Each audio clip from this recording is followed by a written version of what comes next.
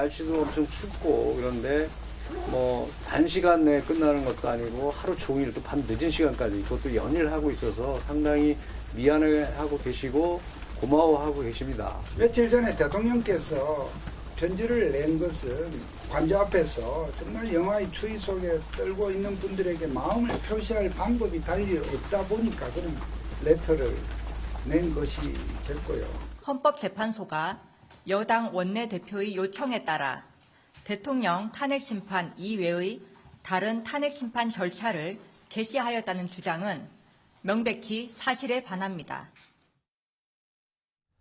요즘 흘러가는 모양새를 보면 윤석열 대통령 측, 구체적으로는 변호인단, 연일 기자들과 만나서 뭔가를 설명하고 주장하고 있습니다. 그리고 헌법재판소 역시 거의 매일 브리핑을 열어서 뭔가를 계속 설명하고 있죠.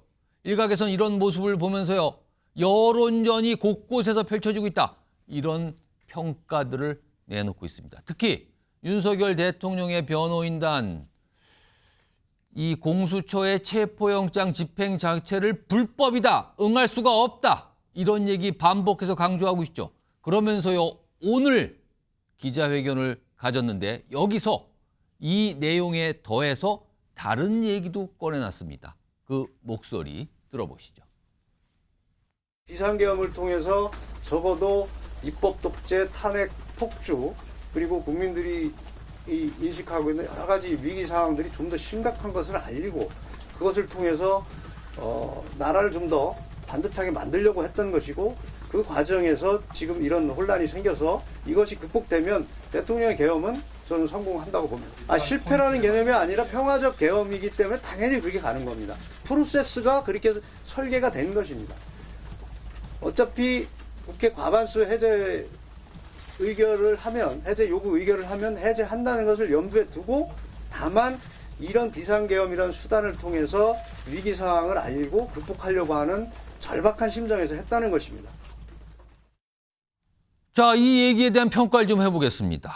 자, 지금 세 분 나와 계신데요. 최수영 시사평론가 자리하고 계시고요. 정기남 조선대 개공교수, 그리고 손정혜 변호사 나와 계십니다. 안녕하십니까.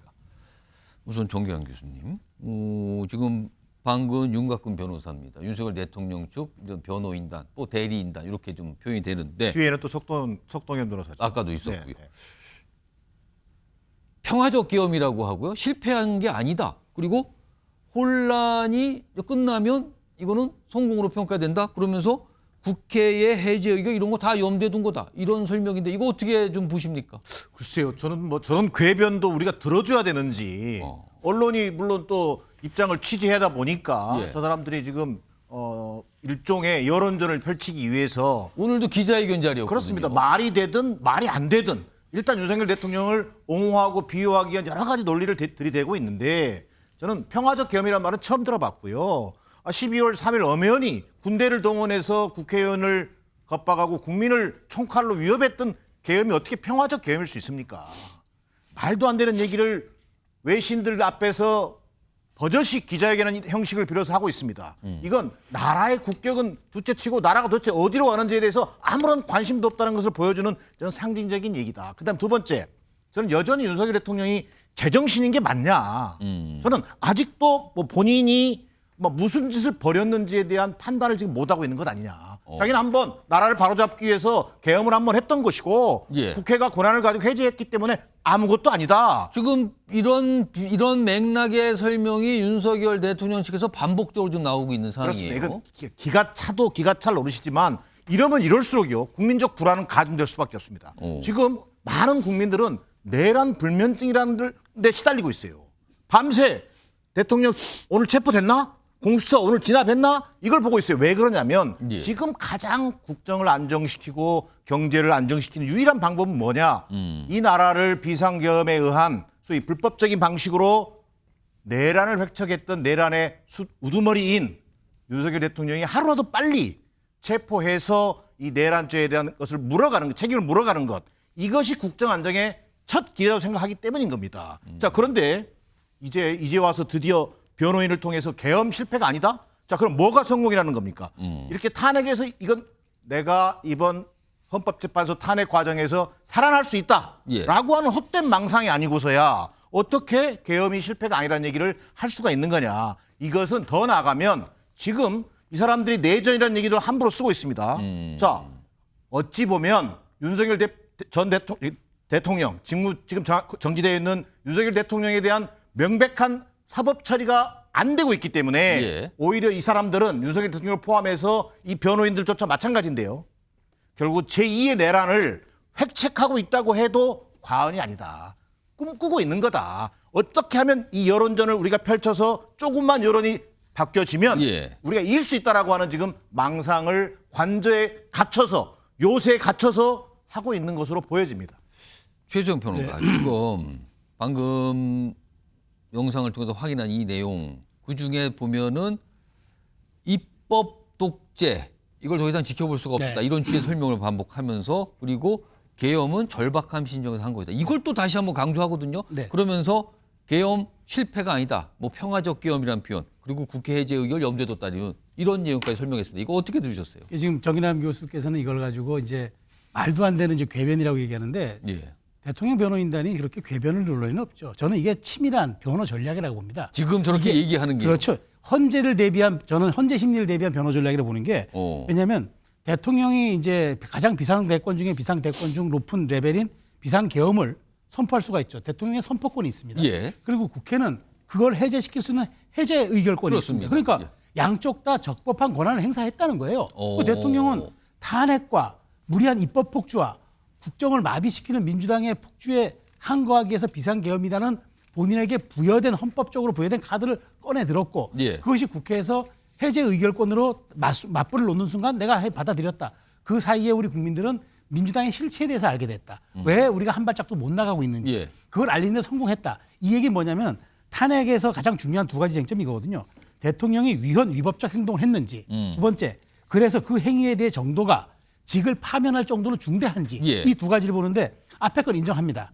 이게 대통령이 위헌위법적 행동을 했을 수 있다고 봅니다. 예. 그러니까 지금 그 변호사 얘기도. 근데 두 번째 그 행위의 정도가 과연 직을 파면할 정도인가 그 얘기를 하는 거예요. 그걸 다투겠다라는 의도가 있는데 지금 약간 여론에 또 그걸 뭔가를 비치는 여론전의 모습도 있는 겁니까? 그렇죠. 그러면? 저는 그래서 최근에 이제 대통령의 대외 메시지 비서관 하던 최진웅 비서관이 예. 여기 지금 변호인단에 합류했다 그래. 이 얘기는 뭐냐면 이런 말하자면 법리적인 것 외에도 국민을 설득하거나 국민의 감정에 호소할 수 있는 그런 메시지를 쓰겠다는 거죠. 그래서 저는 법적인 대응의 일환으로 지금 뭐 석 변호사나 윤곽근 변호사가 하지만 거기에 담은 내용들 과연 대통령이 그냥 남은 임기 2년 6개월 아무것도 좀 거칠게 표현해서 아무것도 안 하고 임기 맞춰도 퇴임하는 대통령이 될 텐데 굳이 비상계엄을 선포함으로써 탄핵이 된 대통령이 왜 했을까?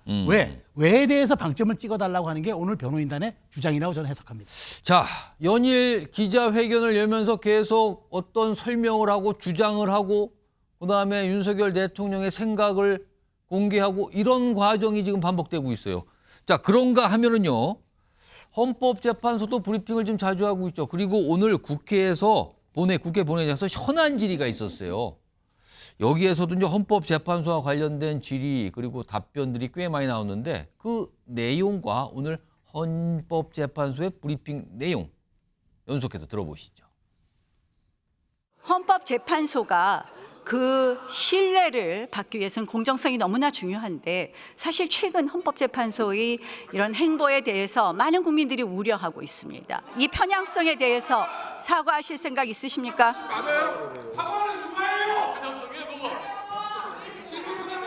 헌법재판소에서는 그 헌법에 따라서 공정하게 모든 사건의 심리에 임하고 있다고 말씀을 드리겠습니다. 사실에 기반하지 않은 논평으로 헌법재판소가 정치권으로부터 독립되어 있지 않다는 인상을 주는 것에 대하여 우려를 표하는 바입니다. 자, 최수영 평론가. 어찌 보면 헌법재판소가 지금 어떤 상태인데 지금 보면 약간 뭐 우려를 표한다. 네. 사실에 기반하지 않는 것으로 마치 뭐 편향된 것 같다. 정치적으로 뭐 독립된 것 같지 않다. 이런 인상을 주면 안 된다. 약간 이런 얘기인데 헌재 역시 약간 여론을 의식해서 뭔가를 자꾸 얘기하는 겁니까? 지금 대한민국에서 가장 센 기관이 어디일까요? 헌법재판소입니다. 지금 탄핵 심리만 13건이 가 있고요. 예. 지금 그 한덕수 권한대행에 대해서 의결 정족수가 150인지 200인지도 지금 헌법재판소에서 거기서도 판단을 하겠다. 거기서 판단하고요. 그다음에 대통령에 대한 체포영장이라든가 여러 가지 인신에 대한 문제들, 가처분 신청 다 지금 헌재로 가 있어요. 그렇습니다. 그러니까 지금 대한민국의 여의도의 모든 것들이 지금 헌재로 이관돼 있는 상태고 헌재의 어떤 결정에 내리냐에 따라서 여의도의 정치권이 출렁거리고 국민이 여기에서 영향을 받습니다. 그리고 지금 특히나 가장 중요한 대통령의 직을 떼느냐 마느냐는 예. 헌재가 이제 심리를 시작했습니다. 이런 상황에서 헌재의 중립성과 독립성 거기에다가 객관성과 공정성이 흔들린다 하시면은 나중에 사후적 정당성이 부여되겠습니까?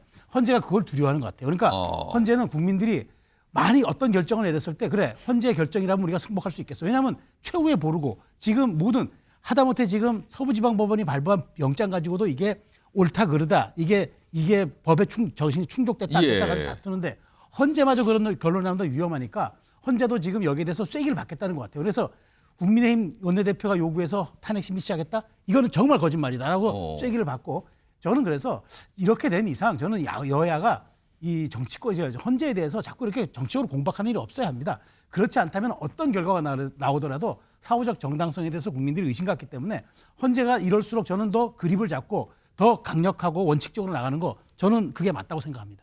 정기남 교수님, 헌법재판소도 뭐 브리핑 자주 하면서 그렇게 얘기를 하고 있는 모습이 워낙 민감한 사안들이 다 헌재에 가 있잖아요.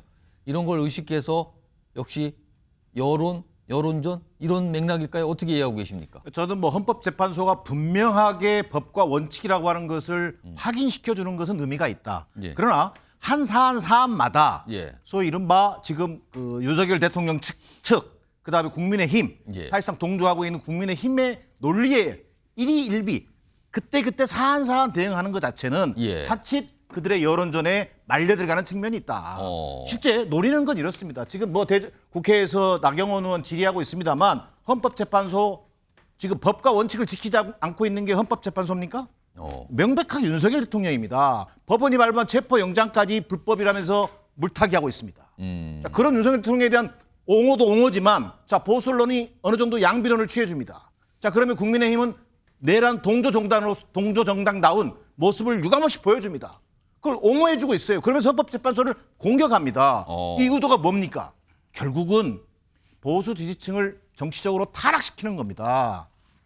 이 헌재에서 정확한 탄핵 판결이 나기 전까지는 도대체 뭐가 뭔지 모르겠다. 예. 이거 보수와 진보의 싸움이다. 예. 라고 하는 여론전을 펼쳐가기 위한 저는 고대 전략이라고 보여집니다. 여기에 헌법재판소가 그때 정확하게 헌법에 입각한 공정한 판결이라고 하는 것을 확인시켜주는 것은 의미가 있겠으나 하나하나에 대해서 윤석열 대통령 측과 예. 맞선 듯한 여론전에 맞물려 들어간 듯한 이런 예. 모습은 한번 제거해볼 필요가 있다고 생각합니다.